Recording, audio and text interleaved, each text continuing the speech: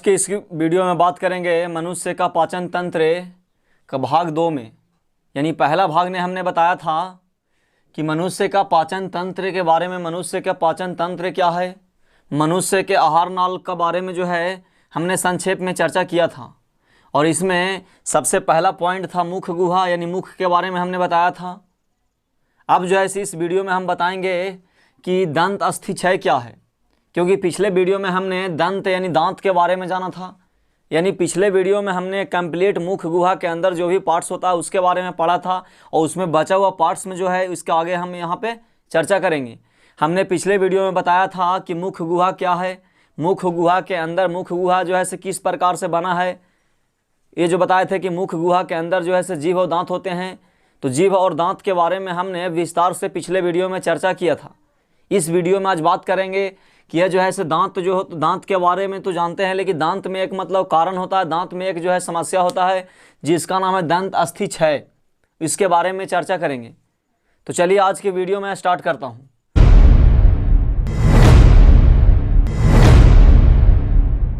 तो देखिए सबसे पहले जो है ऐसे यहाँ पे है पहला पॉइंट दंत अस्थि क्षय, और इस वीडियो में हम दंत अस्थि क्षय के बारे में विस्तार से चर्चा करेंगे। और दंत अस्थि क्षय के बाद जो है उसके बाद एक अगला पॉइंट है जिसको बोलते हैं लार ग्रंथि। उसके बाद हम लार ग्रंथि के बारे में चर्चा करेंगे। तो सबसे पहला यहाँ पे है दंत अस्थि क्षय। हम नाम सबसे पहले क्या होता है, देखिए किसी भी चीज़ का डिफिनेशन देने से पहले उस चीज़ के बारे में समझिए। किसी भी शब्दों में किसी भी शब्द का डिफिनेशन देने के लिए वो शब्दों के अंदर जो है से गूढ़ रहस्य छिपा हुआ रहता है, और वही रहस्य के माध्यम से उसका आप जो है डिफिनेशन दे सकते हैं। जैसे अगर देखा जाए तो यहाँ पे है दंत अस्थि क्षय। अब दंत के मतलब होता है दांत, और अस्थि का मतलब क्या होता है, अस्थि हमने बताया था, क्योंकि दांत का जो टॉपिक था वो दांत का टॉपिक में हमने बताया था कि अस्थि जो है डेंटाइन, डेंटाइन जो है सो अस्थि को मतलब जो है कहा जाता है। वो अस्थि के बारे में बताया था कि जब भी ऐसा हो कोई दांत हो, जैसे ये मान लीजिए कि दांत है यहाँ पे, ये जैसे मान लीजिए कि दांत है जिससे हम लोग चबाने की काम करते हैं। अब ये मान लीजिए दांत है, तो दांत के ऊपर वाले भाग को डेंटाइन या अस्थि बोला जाता था। तो यहाँ पे बोल रहा है दंत अस्थि क्षय। दंत अस्थि क्षय का मतलब कि दांत में जो अस्थि होता है उसका क्षय पढ़ना है। तो क्षय मतलब होता है पतन। जैसे किसी भी चीज़ का अगर मान लीजिए क्षय हो गया, किसी भी चीज़ का पतन हो गया, तो इसका मतलब वो चीज़ जो है से क्या होगा, क्षय हो गया। तो हमें इस वीडियो में जानना है दंत अस्थि क्षय। ये जो है से मानव पाचन तंत्र, मानव पाचन तंत्र और मनुष्य की आहार नाल का दूसरा भाग है। पहला भाग आपने अगर नहीं देखा होगा तो पहले भाग को जब पहले आप देखिए, उसके बाद हम चर्चा करते हैं यहाँ पे कि दंत अस्थि क्षय। दंत का मतलब दांत, और अस्थि मतलब है कि दांत में जो अस्थि होता है उसका जो है से पतन होना। ये जो है से एक बहुत बड़ी समस्या है, और ये समस्या जो है से सभी आम आदमी में होता है, क्योंकि हमारे दांत को अगर ठीक से रख और ठीक से जो है से ध्यान ना दिया जाए, ठीक से अगर ध्यान ना दिया जाए, इसको सही से साफ नहीं किया जाए, तो ये जो है से दंत अस्थि क्षय जो है से आम मतलब जो है से बीमारी हो गया है। और ये जो है से बीमारी आगे चल के बहुत बड़ा घातक बीमारी का रूप लेता है, जिसमें क्या होता है कि दांत का जो है से धीरे धीरे पतन हो जाता है। तो देखिए दंत अस्थि क्षय में क्या होता है कि जब हम कोई मीठी चीज़ जैसे कहने का मतलब है कि जब हम कोई मीठी चीज़ जैसे मिठाई, चॉकलेट, आइसक्रीम आदि खाते हैं तथा खाने के बाद अपनी दांतों को अच्छी तरह साफ नहीं करते हैं। यानी कहने का मतलब है कि जब हम कोई मीठी चीज़ जैसे मिठाई हो गया, चॉकलेट हो गया, आइसक्रीम हो गया आदि खाते हैं, और खाने के बाद अपनी दांतों को अच्छी तरह से साफ नहीं करते हैं। यानी कहने का मतलब जब हम कोई भी मीठी चीज़ खाते हैं और खाने के बाद क्या होता है कि हम अपनी दांतों को अच्छी तरह से साफ नहीं करते हैं, तब ये चीज़ें हमारी दांतों से चिपक जाती हैं। यानी कहने का मतलब है कि हमने बताया कि मिठाई हो गया, चॉकलेट हो गया, आइसक्रीम हो गया, अब ये चीज़ खाते हैं, खाने के बाद क्या होता है कि हम इसको अच्छी तरह से नहीं साफ़ करते हैं, तो इसकी कुछ मात्रा जो है से क्या होता है कि दांत के ऊपर क्या होता है, चिपक जाता है। ये तो आप लोग भी एक्सपीरियंस किया होगा, या बचपन में बहुत सा ऐसे जो है से होता है। जैसे छोटे छोटे बच्चे जो हैं चॉकलेट खाते हैं, चॉकलेट खाने के बाद क्या होता है कि वो जो है से अच्छे तरह से दांतों को सफाई नहीं करते हैं, जिससे क्या होता है कि ये जो है शक्कर की मात्रा उसके ऊपर जो है चिपक जाता है। यानी चॉकलेट की कुछ मात्रा जो है दांत के ऊपर चिपक जाती है, और ये सब चिपकने के बाद क्या होता है, इनमें स्थित, यानी कहने का मतलब जब चिपकता है तो चिपकने के बाद उसमें स्थित, यानी इनमें स्थित शक्कर पर बैक्टीरिया रासायनिक क्रिया कर अम्ल बनाते हैं। यह अम्ल दांत की बाहरी कड़ी, यानी यह अम्ल जो है दांत की बाहरी कड़ी बाहरी काली पर परत पर क्रिया कर, यानी बाहरी काली पर परत बाहरी काली के परत पर क्रिया कर उसे नरम बना देता है। धीरे धीरे उस स्थान पर छिद्र बन जाता है जो दंत अस्थि क्षय कहलाता है। चलिए हम इसको फिर से जो है मतलब बताते हैं। देखिए, दांत अस्थि क्षय का मतलब है कि दांत के जो अस्थि होता है उसका क्षय होना। क्षय का मतलब है कि उसको जो है से गायब होना, यानी ऊपर वाले पार्ट को जो है से गायब होना, जिसको हम लोग मतलब आम भाषा में बोलते हैं कि दांत में जो है से क्या हो गया, खोड़र हो गया है, दांत में यानी खोड़र। तो ये कैसे होता है उसके बारे में हम लोग चर्चा करेंगे।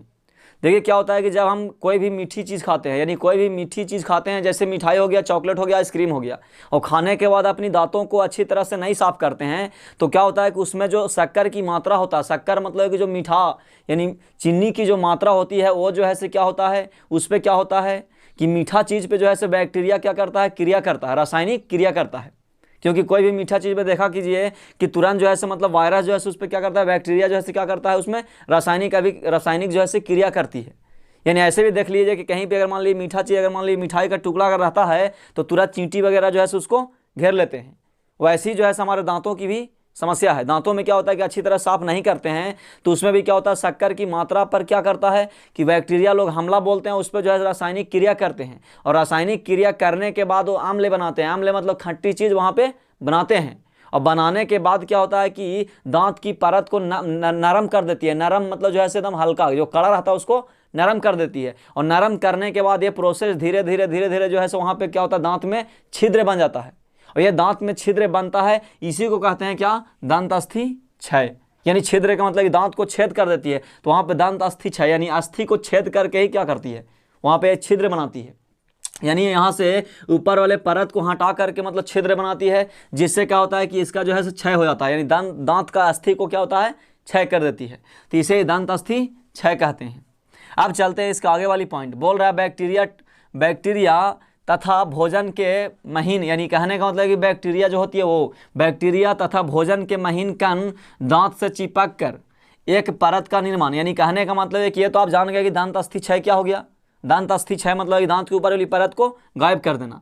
लेकिन यहाँ पे दांत अस्थि क्षय के बाद क्या होता है कि बैक्टीरिया तथा भोजन के महीन कण दांत से चिपक कर एक परत का निर्माण कर देते हैं।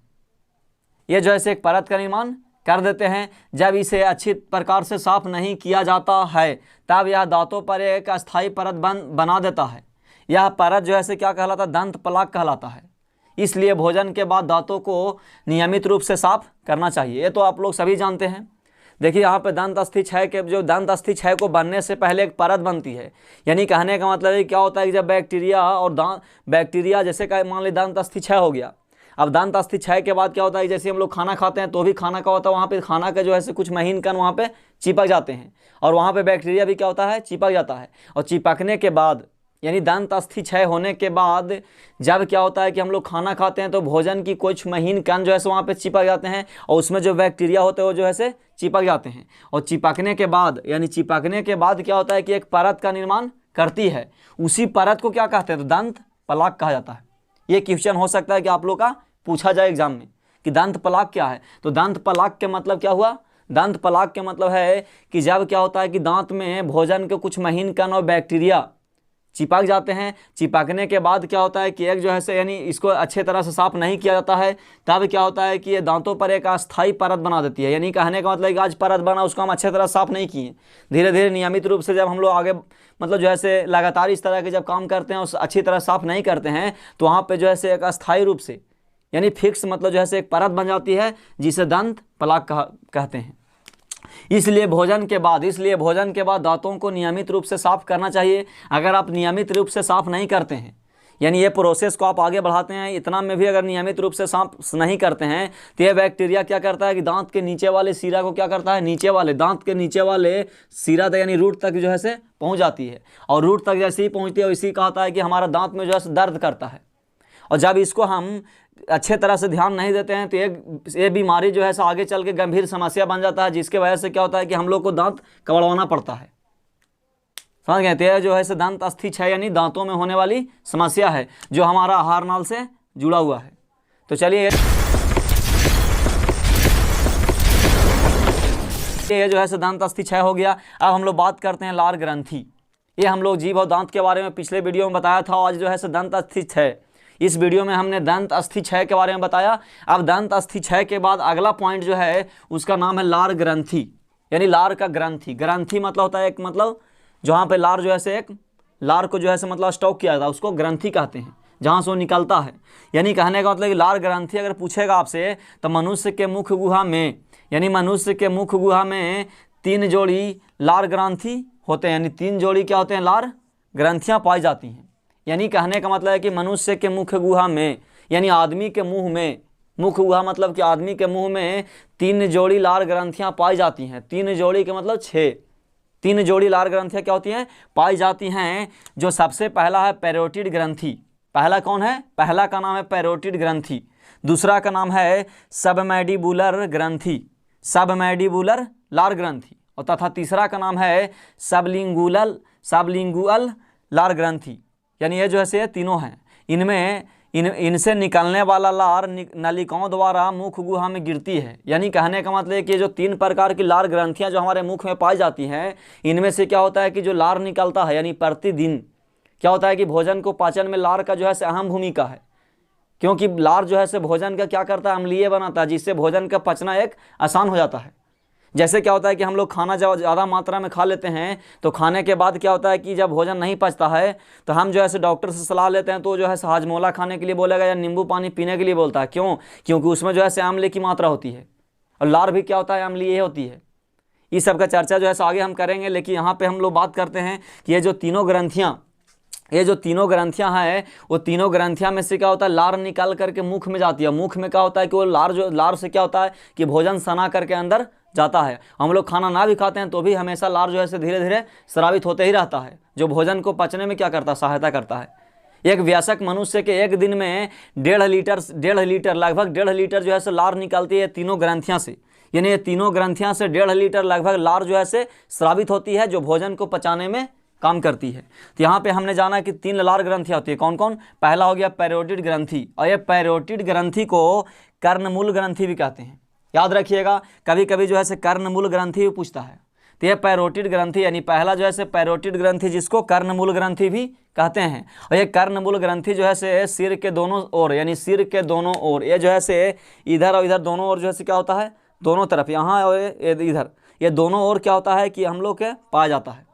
यानी कहने का मतलब पैरोटिड ग्रंथि, जिसको कर्णमूल ग्रंथि कहा जाता है, ये ग्रंथि जो है यानी दोनों ओर, सिर के दोनों ओर, यानी इधर भी पाया जाता है और उधर भी पाया जाता है। और उसके बाद दूसरा जो है सबमैंडिबुलर लार ग्रंथि है। और सबमैंडिबुलर लार ग्रंथि जो है, इसको बोला जाता है अधोहनु लार ग्रंथि। और ये अधोहनु लार ग्रंथि जो है जबड़े के ऊपर पाई जाती है। आप लोग ध्यान से जब देखते होंगे तो जीभ को ऊपर ले जा करके, जब जीभ को ऊपर ले जा करके देखिएगा तो वहाँ पे 2 हल्का हल्का छिद्र नजर आता है, जहाँ से क्या होता है कि लार निकलता है। इसी जो है दूसरा लार ग्रंथि है, दूसरा लार ग्रंथि है, जिसको अधोहनु लार ग्रंथि कहते हैं। उसके बाद जो है तीसरा सबसे है, तीसरा जो है सबसे इम्पोर्टेंट है, जिसका नाम है क्या, सबलिंगुअल लार ग्रंथि, जिसको नाम है अधोजिह्वा लार ग्रंथि, जो क्या होता है कि जीभ के नीचे होती है। जीभ के नीचे भी क्या होता है कि एक जोड़ी लार ग्रंथि होती है, जिसको अधोजिह्वा लार ग्रंथि कहते हैं। तो आज हमने जाना कि लार ग्रंथि क्या है, लार ग्रंथि के बारे में संक्षेप रूप से, क्योंकि यहाँ विशेष प्रकार की चर्चा नहीं किया गया है, इसलिए हम इसको संक्षेप में बताए हैं। अगर आप लोग को लार ग्रंथि से संबंधित पूरा विस्तार से वीडियो चाहिए तो आप हमें कमेंट में बता सकते हैं। मैं इस पर पूरा जो है विस्तार से वीडियो बना करके डाल दूंगा, क्योंकि इसका जो है अलग अलग काम होता है, इसका जो है कितना परसेंटेज होता है, सारा चीज़ की जानकारी यहाँ पे देना संभव नहीं है, क्योंकि ये वीडियो बहुत लंबा हो जाएगा और ये 10 क्लास की सिलेबस के अनुसार हमने यहाँ पर बताया है। तो चलिए, उम्मीद करता हूँ कि ये वीडियो आप लोगों को पसंद आया होगा। अगर वीडियो पसंद आएगा तो कृपया चैनल को सब्सक्राइब करें, वीडियो को लाइक करें। धन्यवाद।